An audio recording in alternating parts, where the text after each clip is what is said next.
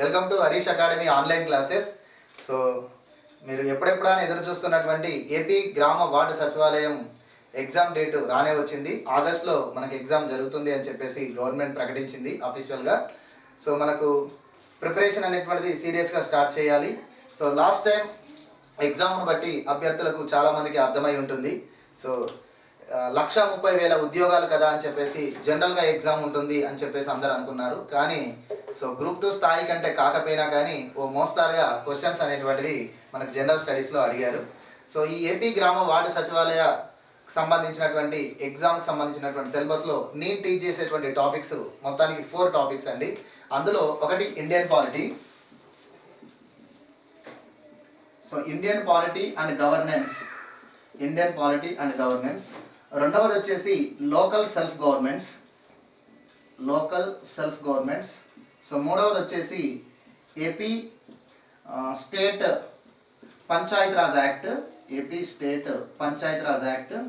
So fourth one వచ్చేసి నాలుగవది AP state bifurcation act, AP state bifurcation act. ఈ 4 parts అనేటువంటిది నేను మీకు ఈ ఏపీ గ్రామ వార్డు సచివాలయ నోటిఫికేషన్ సంబంధించిన దానిలో నేను ఈ 4 టాపిక్స్ను టీచ్ చేయబోతున్నాను. సో మనకు ప్రీవియస్ కూడా వీడియోస్ మన హరీష్ అకాడమీ ద్వారా అందించాము. ఎక్కువ మంది అభ్యర్థులు మనకి క్లాసెస్ను విన్నారు, ఎక్కువ మంది లబ్ధి పొందారు. మీరు ప్రీవియస్ వీడియోస్ కూడా ఒకసారి చూడండి. సో ఇప్పుడు కూడా మనం గత ఎగ్జామ్స్, గతంలో జరిగినటువంటి ఈ గ్రామ వార్డు సచివాలయ ఎగ్జామ్స్ను బట్టి ఇంకా ఏ స్థాయిలో అంటే ఇంకా డెప్త్గా అడుగుతున్నారు కాబట్టి ఆ డెప్త్గా మనం క్లాసెస్ అనేటువంటిది చెప్పుకుందాము. సో ఇందులో మనకు ఇండియన్ పాలిటీ గవర్నెన్స్ అనేటువంటిది మెయిన్గా చూసుకున్నట్లయితే ఇండియన్ పాలిటీ గవర్నెన్స్లో మొత్తం మనకు ఒక 20 అబౌవ్ టాపిక్స్ అనేటువంటివి ఉంటాయి. ప్రతి టాపిక్ను జనరల్ వ్యూగా మనం చదవాల్సి ఉంటుంది. అయితే డెప్త్గా చదవకూడదు అనుకుంటే మాత్రం తప్పే, ఎందుకంటే లాస్ట్ టైం ఎగ్జామ్ను మనకు ఆ విధంగా చూస్తే ఇండియన్ పాలిటీలో కూడా కొన్ని డెప్త్ క్వశ్చన్స్ అడిగారు. సో కాబట్టి ఇండియన్ పాలిటీలో ఉన్నటువంటి అన్ని టాపిక్స్ను సో కరెంట్ ఇష్యూస్తో మేళవించుకొని కొంచెం డెప్త్గా అనాలిసిస్ చేసుకొని ఈ సబ్జెక్ట్ను మనం చెప్పుకోవాల్సి ఉంటుంది. తర్వాత local self governments, very very important. సపరేట్గా ఇండియన్ పాలిటీలోనే లోకల్ సెల్ఫ్ గవర్నమెంట్స్ అనేది ఒక పార్ట్ ఇండియన్ పాలిటీ సబ్జెక్ట్లోనే, కానీ మనది లోకల్ గవర్నమెంట్ సంబంధించినటువంటి పోస్ట్ కాబట్టి లోకల్ సెల్ఫ్ గవర్నమెంట్స్ అనేటువంటి దాన్ని సపరేట్ టాపిక్గా మనం సపరేట్ ఒక సబ్జెక్టుగానే దీన్ని తెలుసుకోవాల్సి ఉంటుంది. లోకల్ సెల్ఫ్ గవర్నమెంట్స్లో మనకు 2 పార్ట్స్ ఉంటాయి, rural local governments, urban local governments. So ఇక్కడ మనకు 73, 74 అమెండ్మెంట్ యాక్ట్స్ అనేటువంటివి వస్తాయి. సో తర్వాత లోకల్ గవర్నమెంట్స్ అనేటువంటివి భారతదేశం యొక్క ప్రత్యేకత. అంటే ఏ దేశంలోనైనా కేంద్ర రాష్ట్ర ప్రభుత్వాలు ఉంటాయి కానీ స్థానిక ప్రభుత్వాలు అనేటువంటివి ఉండవు. భారతదేశంలోనే ఈ స్థానిక ప్రభుత్వాలు ఉండడం అనేటువంటిది భారతదేశం యొక్క భిన్నత్వము, భారతదేశ జనాభా, ప్రాంతీయ భిన్నత్వం కారణాలు. సో భారతదేశంలో ఈ లోకల్ గవర్నమెంట్స్ అనేటువంటివి ఆఫ్టర్ ఇండిపెండెన్సే కాదు, సో బిఫోర్ ఇండిపెండెన్స్ కూడా బ్రిటిష్ రూలింగ్ కాలంలో కూడా ఈ లోకల్ గవర్నమెంట్స్ అనేటువంటివి ఉండేవి. లోకల్ గవర్నమెంట్స్ అనేటువంటివి భారతదేశంలో ప్రాచీన కాలం నుంచి కూడా కొనసాగినట్టుగా మనకు ఆధారాలు ఉన్నాయి. మహాభారతం, రామాయణం లాంటి ఇతిహాసాలలో కూడా లోకల్ గవర్నమెంట్స్ యొక్క ప్రస్తావన కనబడుతుంది. తర్వాత మనకు మౌర్యుల కాలంలో అర్బన్ లోకల్ గవర్నమెంట్స్ అనేటువంటివి ఎక్కువ ఇంపార్టెన్స్ ఇవ్వబడింది. తర్వాత చోళులు, భారతదేశంలో చోళాస్ ఎక్కువగా మనకు ఈ రూరల్ లోకల్ గవర్నమెంట్స్కు ఇంపార్టెన్స్ ఇచ్చారు. గ్రామ పంచాయతీ వ్యవస్థకు ఆద్యులుగా మనకు చోళులుగా చెప్పుకుంటూ ఉంటాం. ఇక్కడే మనకు పరాంతక చోళుడు వేసినటువంటి ఉత్తర మేరూరు శాసనం అనేటువంటిది చోళుల కాలంలో గ్రామ పంచాయతీ వ్యవస్థ ఈనాటికి ఏ విధంగా తగ్గిపోకుండా, ఈనాటికి తక్కువేమీ కాకుండా అద్భుతంగా గ్రామ పంచాయతీ వ్యవస్థ ఆ కాలంలో కొనసాగింది అని చెప్పేసి మనకు ఉత్తర మేరూరు శాసనం ద్వారా తెలుస్తుంది. ఉత్తర మేరూరు శాసనంలో గ్రామ పంచాయతీ యొక్క ఎన్నిక విధానం గురించి కూడా గ్రామ పంచాయతీనే అక్కడ పంచాస్ అని పేర్కొంటారు. పంచాస్ అంటే లాస్ట్ టైం మనకు అడిగారు, పంచాస్ అనగానేమి అని. పంచాస్ అంటే 5 గ్రామ పెద్దల యొక్క కమిటీనే, 5 గ్రామ పెద్దల యొక్క గ్రామ కమిటీనే పంచాస్ అంటారు. దాన్నే ప్రస్తుతం మనం గ్రామ పంచాయతీగా పిలుస్తున్నాం. ఆ పంచాస్ అనేటువంటి పదమే కాలక్రమేణా పంచాయతీగా మారింది. ఇలాంటి గ్రామ పంచాయతీ యొక్క నిర్మాణం, పంచాయతీ యొక్క ఎన్నిక విధానం, పంచాయతీలో ఉన్నటువంటి గ్రామ పెద్దల యొక్క అర్హతలు ఇవన్నీ కూడా అద్భుతంగా ఉత్తర మేరూరు శాసనంలో మనకి ఇచ్చారు. సో చోళులు భారతదేశంలో గ్రామ పంచాయతీ వ్యవస్థకు, రూరల్ లోకల్ గవర్నమెంట్స్కు ఆద్యులు అని చెప్పేసి మనం అనొచ్చు. సో తర్వాత బ్రిటిష్ వారి కాలంలో మనం చూసినట్లయితే బ్రిటిషర్స్ భారతదేశాన్ని పరిపాలిస్తున్నటువంటి కాలంలో కొంతమంది గవర్నర్ జనరల్స్ లోకల్ గవర్నమెంట్స్కు ఇంపార్టెన్స్ ఇచ్చారు.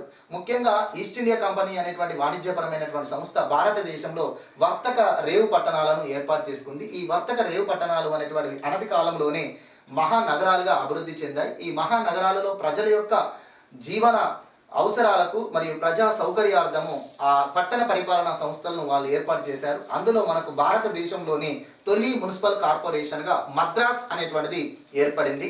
సో 1687లో మద్రాస్ అనే మున్సిపల్ కార్పొరేషన్ భారతదేశంలో మొదటి పట్టణ పరిపాలనా సంస్థగా మనం చెప్పుకుంటాం. ఆంధ్రప్రదేశ్ రాష్ట్రంలో కూడా 1862లోనే ఆంధ్రప్రదేశ్ రాష్ట్రంలో 1862లోనే మనకు మున్సిపాలిటీ అనేటువంటిది ఏర్పడింది. ఆంధ్రప్రదేశ్ రాష్ట్రంలో ప్రాచీనమైన మున్సిపాలిటీ తొలి మున్సిపాలిటీ భీమునిపట్నం. దాన్ని ప్రస్తుతం మనం విశాఖపట్నంలో ఉన్నటువంటి విశాఖపట్నం జిల్లాలోని భీమిలి అనేటువంటి దాన్ని మనం పిలుస్తున్నాం. ఈ భీమునిపట్నం లేదా భీమిలి అనేటువంటి మున్సిపాలిటీ ఆంధ్రప్రదేశ్లోనే తొలి మున్సిపాలిటీ. ఇది 1862లోనే బ్రిటిష్ వారి కాలంలో ఏర్పాటు చేయబడినటువంటి మున్సిపాలిటీ.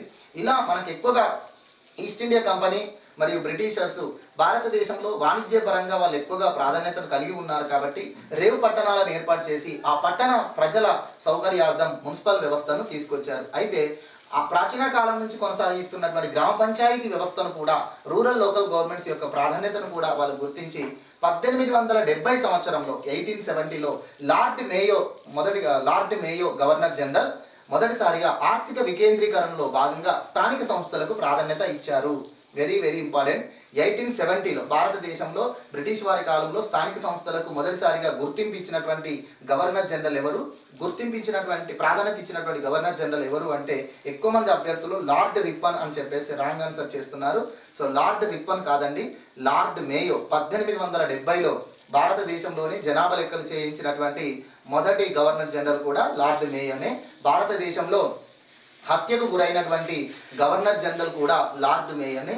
ఆ లార్డ్ మేయోనే 1870లో గవర్నర్ జనరల్ కొనసాగుతున్నప్పుడు ఈ ఆర్థిక వికేంద్రీకరణలో భాగంగా స్థానిక సంస్థలకు ప్రత్యేక నిధులు కేటాయించి స్థానిక సంస్థల యొక్క ప్రాధాన్యతను గుర్తించారు. అయితే 1882 మే 18వ తేదీన 1882 మే 18న గవర్నర్ జనరల్గా ఉన్నటువంటి లార్డ్ రిప్పన్ ఒక తీర్మానమును ఏర్పాటు చేసి ఒక తీర్మానమును ప్రవేశపెట్టి స్థానిక సంస్థలను స్థానిక స్వపరిపాలన సంస్థలుగా మారే విధంగా నిర్మాణం చేయడం జరిగింది. సో ఈ స్థానిక సంస్థలకు ఎన్నికలు జరగాలి. అదేవిధంగా రూరల్ లోకల్ గవర్నమెంట్ సిస్టమ్ అనేటువంటిది 3 టైర్ సిస్టమ్గా అతను ఏర్పాటు చేశారు. లార్డ్ రిప్పన్ ప్రవేశపెట్టినటువంటి తీర్మానమే భారతదేశంలో స్థానిక సంస్థలకు మాగ్నా కార్టా అంటారు. స్థానిక సంస్థల పాలిట మాగ్నా కార్టాగా ఎవరు ప్రవేశపెట్టిన తీర్మానం పేర్కొంటారంటే లార్డ్ రిప్పన్ ప్రవేశపెట్టినటువంటి తీర్మానమును పేర్కొంటారు. భారతదేశంలో స్థానిక సంస్థల యొక్క పితామహుడు లార్డ్ రిప్పన్ అని చెప్పేసి అందరికీ తెలిసిందే. అసలు లార్డ్ రిప్పన్ను భారతదేశంలో స్థానిక సంస్థల పితామహుడు అని ఎందుకు అంటారు అంటే, సో లార్డ్ రిప్పన్ 1882లో ప్రవేశపెట్టినటువంటి తీర్మానం ద్వారా మనకు 3 అంచెల రూరల్ లోకల్ గవర్నమెంట్ సిస్టమ్ అనేటువంటిది వచ్చింది.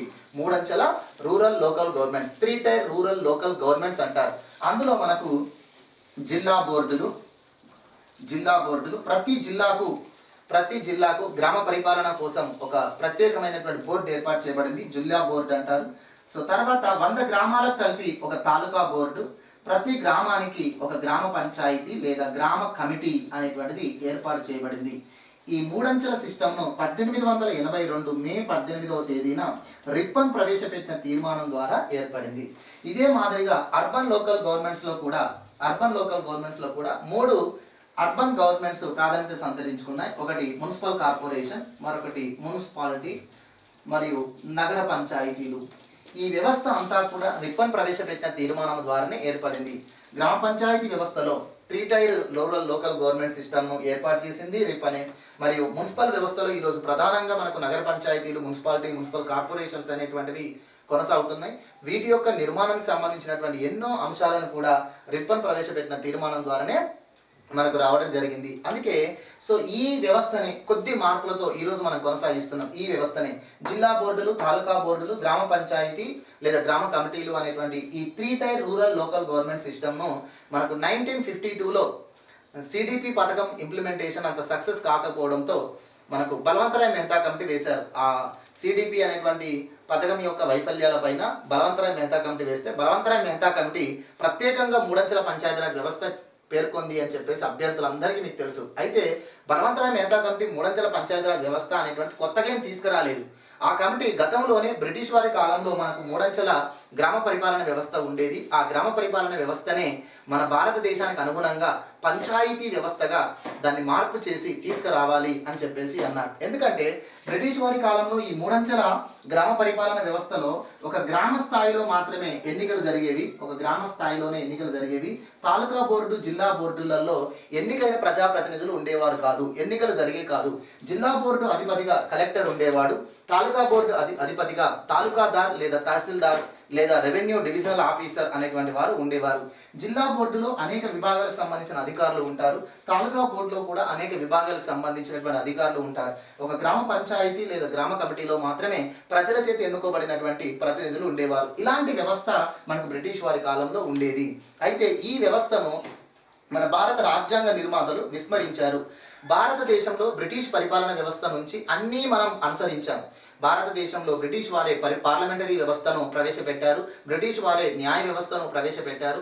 ఈ న్యాయ వ్యవస్థ కానీ పార్లమెంటరీ వ్యవస్థ కానీ అన్నిటినీ కూడా బ్రిటిష్ వారి యొక్క పరిపాలన విధానాన్ని పూర్తిగా మనం ఫాలో అయ్యి మన రాజ్యాంగాన్ని నిర్మించుకున్నాం. అయితే బ్రిటిష్ వారి కాలంలో ఏర్పాటు చేయబడిన ఒక వ్యవస్థను మాత్రమే మనం విస్మరించారు మన రాజ్యాంగ నిర్మాతలు. ఆ వ్యవస్థనే స్థానిక సంస్థలు. స్థానిక సంస్థలను మాత్రం మన రాజ్యాంగ నిర్మాతలు విస్మరించడానికి ప్రధాన కారణం ఏంటంటే మన రాజ్యాంగ నిర్మాత డాక్టర్ బిఆర్ అంబేద్కర్ గారికి స్థానిక సంస్థల పట్ల సదాభిప్రాయం ఉండేది కాదు. రాజ్యాంగ నిర్మాణం సమయంలో అంబేద్కర్తో పాటు ఇంకొంతమంది కూడా స్థానిక సంస్థల వల్ల భూస్వామ్య వ్యవస్థ బలపడుతుంది అని చెప్పేసి వాళ్ళు భయపడ్డారు. ఎందుకంటే భారతదేశానికి స్వాతంత్ర్యం వచ్చిన తర్వాత భూస్వామి జమీందారు వ్యవస్థ అనేది కొనసాగుతుంది కాబట్టి మళ్ళీ గ్రామ పంచాయతీలో ఎన్నికలు ప్రవేశపెట్టినప్పుడు ఆ గ్రామ పంచాయతీ అధ్యక్షుడిగా, గ్రామ పంచాయతీ ప్రెసిడెంట్గా ఆ గ్రామానికి చెందినటువంటి ఒక భూస్వామి లేదా ఒక జమీందారే కొనసాగుతాడు. ఎందుకంటే ఒక భూస్వామిని, ఒక జమీందారును ఎదిరించి గ్రామాలలో ప్రజలు ఎన్నికల్లో పోటీ చేయడం అనేటువంటిది సాధ్యం కాదు. మీరు రంగస్థలం అనేటువంటి సినిమా చూసి ఉంటారు కదా.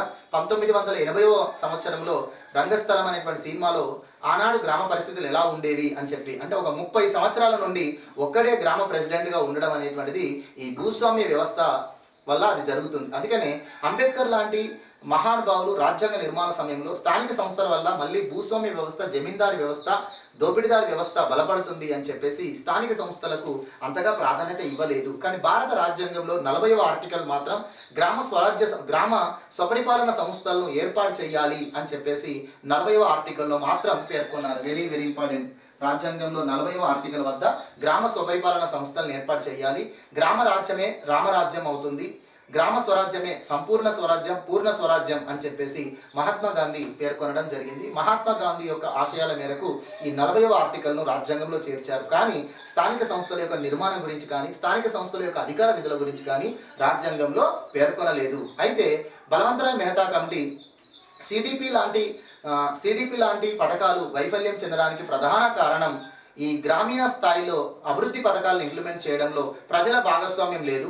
ప్రజల చేత ఎన్నుకోబడిన ప్రతినిధుల చేత వ్యవస్థ లేకపోవడమే, గ్రామ పరిపాలన వ్యవస్థ లేకపోవడమే దీనికి కారణము అని చెప్పి బ్రిటిష్ వారి కాలంలో ఉన్నటువంటి ఈ మూడంచెల గ్రామ పరిపాలన వ్యవస్థలో గ్రామ పంచాయతీ మాదిరిగా తాలూకా బోర్డు జిల్లా స్థాయిలో జిల్లా స్థాయిలో కూడా ప్రజల చేత ఎన్నుకోబడినటువంటి వ్యవస్థ, పంచాయతీ వ్యవస్థ ఉంటే బాగుంటుంది అని చెప్పేసి అన్నారు. అంటే బ్రిటిష్ వారి కాలంలో జిల్లా బోర్డులు, తాలూకా బోర్డులలో ఉద్యోగస్వామ్యం ఉండేది. ఒక గ్రామ పంచాయతీలో మాత్రమే ప్రజా ప్రతినిధుల బృందం అనేది ప్రజల చేత ఎన్నుకోబడిన ప్రతినిధుల చేత వ్యవస్థ ఉండేది.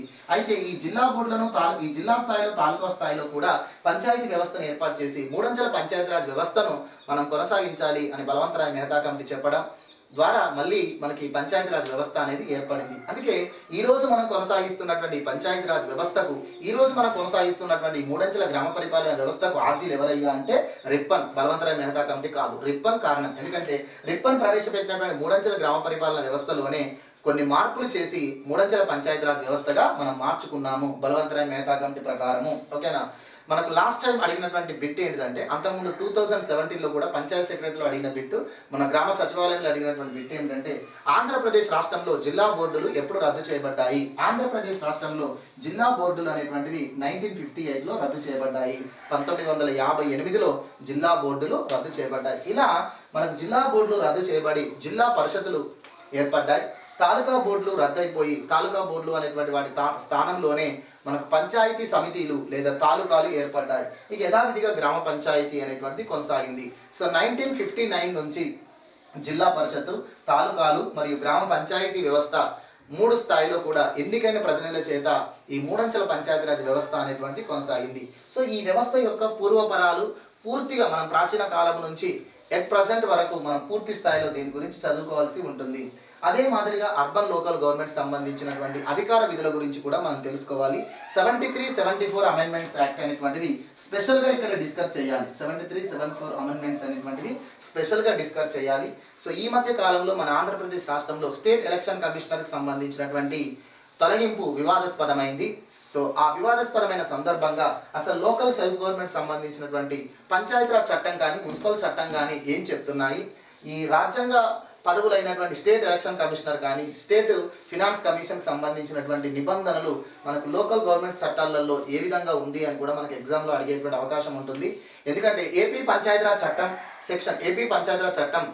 1994లో సెక్షన్ 200 ప్రకారం స్టేట్ ఎలక్షన్ కమిషనర్ యొక్క పదవీ కాలం 5 సంవత్సరాలుగా ఉండేది. అయితే ఈ స్టేట్ ఎలక్షన్ కమిషనర్ యొక్క పదవీ కాలాన్ని 3 సంవత్సరాలకు కుదిస్తూ ఏపీ పంచాయతీరాజ్ చట్టంలో సెక్షన్ 200ను అమెండ్మెంట్ చేయడం జరిగింది.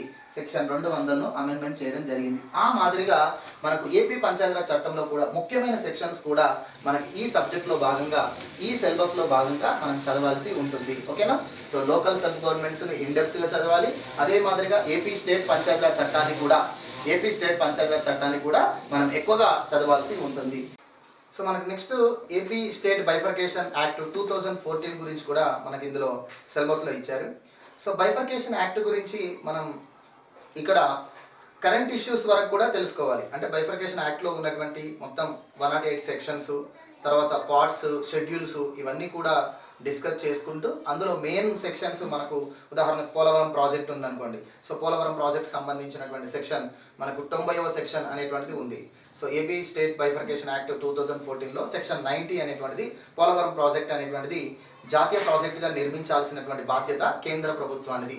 సో మన ప్రీవియస్ ఎగ్జామ్లో ఒకటి అడిగారు, పోలవరం ప్రాజెక్ట్ నిర్మాణం అనేటువంటిది బైఫర్కేషన్ యాక్ట్ ప్రకారము పోలవరం ప్రాజెక్టుకు సంబంధించినటువంటి నిర్మాణంలో బైఫర్కేషన్ యాక్ట్ ప్రకారము ఈ క్రింది వాటిలో ఏది సరి అయినది అన్నారు. అంటే పోలవరం ప్రాజెక్టును జాతీయ ప్రాజెక్టుగా నిర్మించడంలో ఈ క్రింది వాటిలో ఏది సరి అయినది? ఏ కేంద్ర రాష్ట్ర ప్రభుత్వాల యొక్క వాటా 50% అని ఇచ్చారు. అంటే 50% కేంద్రం ఇన్వెస్ట్మెంట్ చేస్తుంది, 50% రాష్ట్రం ఇన్వెస్ట్మెంట్ చేస్తుంది అని. ఇక మరొకటి ఆప్షన్లో 75:25 అన్నారు. అంటే కేంద్రం 75% ఫండింగ్ చేయాలి, 25% ఫండింగ్ స్టేట్ గవర్నమెంట్ చేయాలి అని. ఇక మరొక ఆప్షన్ ఏమో 100% సెంట్రల్ గవర్నమెంట్ ఫండింగ్ చేయాల్సిన బాధ్యత ఉంది అనేటువంటి మరొక ఆప్షన్ ఇచ్చారు. ఇక చివరి ఆప్షన్ వచ్చేసి చట్టంలో స్పష్టత లేదు అని చెప్పేసి ఇచ్చారు. సో దీనిలో కరెక్ట్ ఆన్సర్ ఏది అంటే 100% సెంట్రల్ గవర్నమెంట్ ఫండింగ్ చేయాలి. అంటే పోలవరం ప్రాజెక్ట్ నిర్మాణానికి సంబంధించినటువంటి మనకు ఈ పునరావాస చర్యలు కానీ, భూమి కోల్పోయినటువంటి వారికి నష్టపరిహారం చెల్లించడం కానీ, తర్వాత ప్రాజెక్ట్ నిర్మాణం యొక్క పూర్తి బాధ్యత మనకు కేంద్ర ప్రభుత్వంది అని చెప్పేసి ఏపీ స్టేట్ బైఫర్కేషన్ యాక్ట్ 2014లో సెక్షన్ 90 అని చెప్పేసి పేర్కొంటుంది. అదేవిధంగా మనకు స్టేట్ క్యాపిటల్ సంబంధించినటువంటి అంశాలు కూడా మనకు ఏపీ స్టేట్ బైఫర్కేషన్ యాక్ట్లో మనకు ఉన్నాయి. వాటికి సంబంధించినటువంటివి కూడా మనం ఇందులో 94 సెక్షన్ అనేది ఒకటి, ఓకేనా, 94 సెక్షన్ అనేటువంటిది ఒకటి. తర్వాత రాజధాని ఏర్పాటులో ఒక కమిటీ ఏర్పాటు చేయాలి అనేటువంటిది ఒకటి. తర్వాత 2 రాష్ట్రాలకు కూడా హైదరాబాద్ అనేది 10 years వరకు కామన్ క్యాపిటల్గా కొనసాగడం అనేటువంటిది ఒకటి. ఇలాంటి కొన్ని సెక్షన్స్ అనేటువంటివి ఏపీ స్టేట్ బైఫర్కేషన్లో ఇచ్చారు. సో వీటి గురించి మనం పూర్తిగా చదువుకుంటూ సో కరెంటుకి సంబంధించి అంటే రాజధానికి సంబంధించినటువంటి 3 రాజధానులకు సంబంధించిన ఇష్యూ కానీ, పోలవరం ప్రాజెక్టులో వివాదాస్పదమైనటువంటి అంశాల గురించి కానీ వీటన్నిటిని కూడా మనం పూర్తి స్థాయిలో చదువుకోవాల్సి ఉంటుంది. ఓకేనా? సో ఈ రకంగా మనకి ఈ 4 టాపిక్స్ అనేటువంటిది గ్రామ వార్డు సచివాలయానికి సంబంధించినటువంటి నోటిఫికేషన్లో నేను టీచ్ చేయబోయేటువంటి టాపిక్స్ అండి. ఓకేనా? సో వీటి గురించి మనం పూర్తి స్థాయిలో క్లాసెస్ అనేటువంటివి మీకు మన హరీష్ అకాడమీ ఆన్లైన్ క్లాసెస్ ద్వారా అందుబాటులో ఉంటాయి. ఓకేనా? Thank you, all the best.